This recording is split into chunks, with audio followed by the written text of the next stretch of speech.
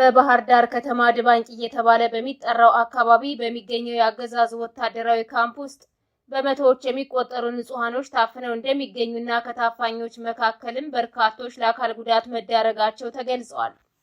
ከኦሮሚያ ክልል ከተለያዩ አካባቢዎች ከቤት ንብረታቸው ተፈናቅለው በወሎ ክፍለ ሀገርና በሌሎች አካባቢዎች የሚገኙ ተፈናቃይ ወገኖች በከፋ ችግር ውስጥ እንደሚገኙ ተገልጿል። ከዓመታት በፊት ከኦሮሚያ ክልል ከግድያ ተርፈው ወደ ክልሉ የገቡ የአማራ ተወላጆች የእርዳታ እህል ባለማግኘታቸውና በተለያዩ በሽታዎች እየተጠቁ በመሆኑ ለከፋ ችግር ተዳርገዋል ሲሉ የመረጃ ምንጮቻችን ተናግረዋል። አፋድ ሸዋ ጠቅላይ ግዛት እዝ መሐመድ ቢሆነኝ ኮር ከተሰጣቸው ወታደራዊ ግዳጅ በተጨማሪ ከዙ ህዝባዊ አደረጃጀት ዘርፍ ጋር በተናበበ ህዝባዊ ውይይቶችን ማድረጋቸውን ቀጥለዋል። አድማጭ ተመልካቾቻችን እነዚህንና ሌሎች ተጨማሪ መረጃዎችን ይዘናል።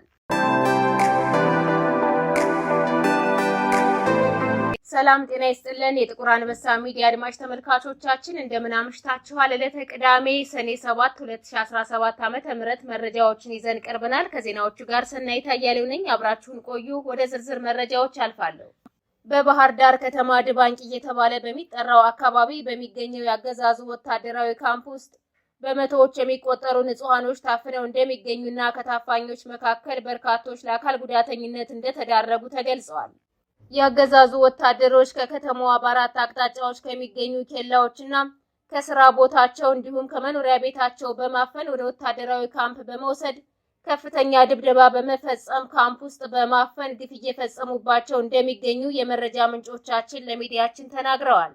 አፈና ከተፈጸመባቸው ንጹሃኖች መካከል በርካታውን ቁጥር የሚይዙት ወጣቶች እንደሆኑ የገለጹት የመረጃ ምንጮቻችን ሁሉም በሚባል ደረጃ ከፋኖ ጋር ግንኙነት አላችሁ በሚል የተያዙ ስለመሆኑ ተናግረዋል። ለፋኖ ሲሰልሉ ይዘናቸዋል በሚል ያፈኗቸውን ወጣቶች ዘግናኝ ድብደባ በመፈጸም ለአካል ጉዳተኝነት ዳርገዋቸዋል የተባለ ሲሆን እነዚህ ወጣቶች አብዛኛዎቹ ፋኖ ከያዛቸው አካባቢዎች ወደ ከተማዋ ሲገቡ የተያዙና ከፋኖ ጋር ምንም አይነት ግንኙነት የሌላቸው ናቸው ብለዋል። በተጨማሪም ሌላ ክስ ያለባቸው በርካታ ባለሀብቶች ጉዳያቸውን ከፋኖ ጋር በማገናኘት ገንዘባቸውን ለመዝረፍና ከስራ ውጭ ለማድረግ ግፍ እየፈጸሙባቸው እንደሚገኙ ተገልጿል።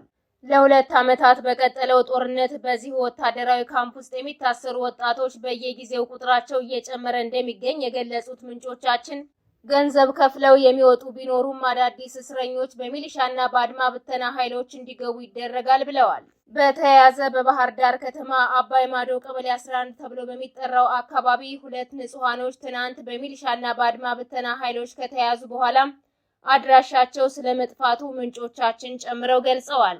ወጣቶቹ የቀን ስራዎችን በመስራት የሚተዳደሩ ከፋኖም ጋር ይሁን ከአገዛዙ ጋር ግንኙነት የሌላቸው በከተማዋ በመንቀሳቀስ ግንባታ ላይና በሌሎች የቀን ስራዎች ላይ በመሰማራት ህይወታቸውን የሚመሩ ስለመሆናቸው ተጠቁሟል።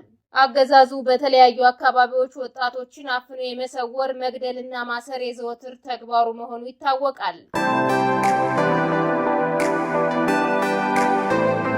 በኦሮሚያ ክልል ከተለያዩ አካባቢዎች ከቤት ንብረታቸው ተፈናቅለው በወሎ ክፍለ ሀገርና በሌሎች አካባቢዎች የሚገኙ ተፈናቃይ ወገኖች በከፋ ችግር ውስጥ እንደሚገኙ ተገለጸ። ከዓመታት በፊት ከኦሮሚያ ክልል ከግድያ ተርፈው ወደ ክልሉ የገቡ የአማራ ተወላጆች የእርዳታ እህል ባለማግኘታቸውና በተለያዩ በሽታዎች እየተጠቁ በመሆኑ ለከፋ ችግር ተዳርገዋል ሲሉ የመረጃ ምንጮቻችን ተናግረዋል። በተለይም በክልሉ እየተካሄደ በሚገኘው ጦርነት ምክንያት ከዚህ በፊት ማህበረሰቡ ያደርግላቸው የነበረው ድጋፍ ከመቋረጡ በተጨማሪ የእርዳታ እህሎች እየደረሱላቸው እንዳልሆነና በረሃብ የሚሞቱ ህፃናትም ጭምር ስለመኖራቸው ተገልጿል።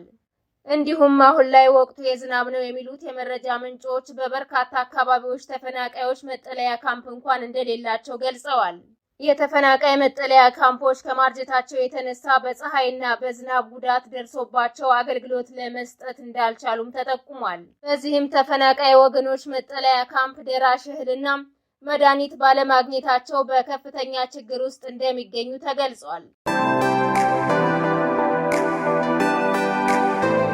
አፋድ ሸዋ ጠቅላይ ግዛት እዝ መሐመድ ቢሆነኝ ኮር ከተሰጣቸው ወታደራዊ ግዳጅ በተጨማሪ ከዙ ህዝባዊ አደረጃጀት ዘርፍ ጋር በተናበበ ህዝባዊ ውይይቶችን ማድረጋቸውን ቀጥለዋል። ሸዋ ጠቅላይ ግዛት እዝ የመሐመድ ቢሆነኝ ኮር አስቻለው ደሴ ክፍለ ጦር በተቆጣጠራቸው ቀጠናዎች በአንኮበር፣ በደብረ ብርሃን፣ በምስራቃዊ አቅጣጫ በባሶናና እንዲሁም በሌሎች አካባቢዎች ከአመራሮች ከሚሰጠው ወታደራዊ ግዳጅ በተጨማሪ ከዙ አደረጃጀት ዘርፍ ጋር በተናበበ ህዝባዊ ውይይቶችን በማድረግ ማህበረሰቡ የመልካም አስተዳደር ችግር እንዳይገጥመው ህዝባዊ አደረጃጀቶችን በየቀበሌው በመፍጠርና ክላስተር እንዲዘረጋ ከሚመለከተው አካል ጋር ተናቦ እየሰራ ማህበረሰቡን ካገዛዙ ስርዓት እየታደገ ይገኛል ተብሏል። በተጨማሪም በየቀበሌው በመንቀሳቀስ በፋኖ ስም የሚነግዱና የሚዘርፉ ግለሰብና ቡድኖችን በቀጠናው የተሰማራው አስቻለው ደሴ ክፍለ ጦር ከማህበረሰቡ ጋር በመተባበር ሌብነትና እገታን ከደብረ ብርሃን ከተማና አካባቢዋ ነፃ በማድረግ የድርሻውን ተወጥቷል ነው የተባለው። በዚህም በቀጠናው ያለው ማህበረሰብ ክፍለ ጦሩ ቀጠናውን ተረክቦ ከዘራፊና ቀማኛ ቡድኑ ነፃ በማውጣቱ ደስተኛ መሆናቸውን ገልጸዋል።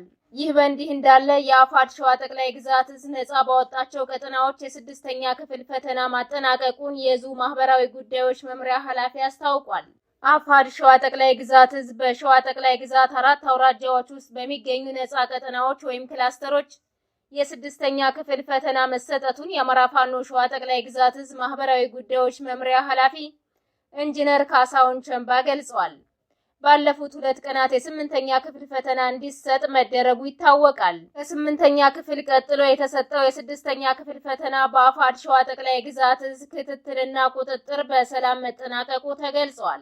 ከጠቅላይ ግዛት እዙ ውጪ በነበሩና ትምህርት ባልተካሄደባቸው አሁን በሸዋ ጠቅላይ ግዛት እዝ ስር በሚገኙና ወደፊት በሚቆጣጠሩባቸው አዳዲስ ቀጠናዎች ትምህርት በወቅቱና በጊዜው እንደሚያስቀጥሉ ተገልጿል። መጨረሻም የጠቅላይ ግዛቱ ማህበራዊ ጉዳዮች መምሪያ ኃላፊ ፈተናው ያለምንም ችግር እንዲጠናቀቅ ግዳጃቸውን ለተወጡ የአማራ ፋኖ ሸዋ ጠቅላይ ግዛት እዝ በየደረጃው ላሉ አመራሮችና የፋኖ ሰራዊት ምስጋናቸውን አቅርበዋል። በምስራቅ ጎጃም ዞን 2 በተለያዩ አቅጣጫዎች ሴጎና ደጃት በተባሉ አካባቢዎች በተደረገ ውጊያ ከ25 በላይ የብልጽግና ወታደሮች ሲደመሰሱ በርካቶች ቁስለኛ መደረጋቸው ታውቋል። ከትናንት ሰኔ 6 2017 ዓ.ም ጀምሮ እስከ ዛሬ ቀጥሎ በዋለው ለአስጨራሽ ውጊያ በትንሹ ከ25 በላይ የብልጽግና ወታደሮች የተደመሰሱ ሲሆን 2 አምቡላንስ ቁስለኛ ኮርክና የጁቤ ጤና ጣቢያዎች መላካቸውን የፋኖ ወታደራዊ ምንጮቻችን ገልጸዋል። በዚህ ውጊያ አገዛዙ ሰራዊት ዙ 23 እና ሞርተርን ጨምሮ ሌሎች ከባድ መሳሪያዎችን መጠቀሙ ተጠቁሟል። በዚህ ለአስጨራሽ ውጊያ ፋኖ በትንሽ መስዋዕትነት አብይ መራሹን ሰራዊት ሙትና ቁስለኛ በማድረግ ከፍተኛ ድል ያስመዘገበ ሲሆን ከባድ ሽንፈት ያስተናገደው ሰራዊቱ በወረወረው የከባድ መሳሪያ ቅንቡላ በንጹሃኖች ላይ ጉዳት አድርሷል። እንዲሁም የግለሰብ መኖሪያ ቤቶችን አውድሟል ነው የተባለው። በተመሳሳይ በደቡብ ወሎ ዞን ምዕራብ ወረዳዎች በተለያዩ አካባቢዎች በተደረገ ውጊያ በጠላት ሰራዊት ላይ ከፍተኛ ጉዳት ደርሷል። በደቡብ ወሎ ጎረንጅ፣ ሰኮሮና ጎሌሌ በተባሉ አካባቢዎች በተደረገ ከባድ ውጊያ የብልጽግና ሰራዊት ሙትና ቁስለኛ ሆኖ ከፍተኛ ሰብአዊና ወታደራዊ ኪሳራዎችን አስተናግዷል ነው የተባለው። ወደ እነዚህ አካባቢዎች ዘልቆ የገባው የፋኖ ኃይል የተናበበ ጥቃት በመፈጸም ጠላት አካባቢውን ለቆ እንዲወጣ አድርጓል።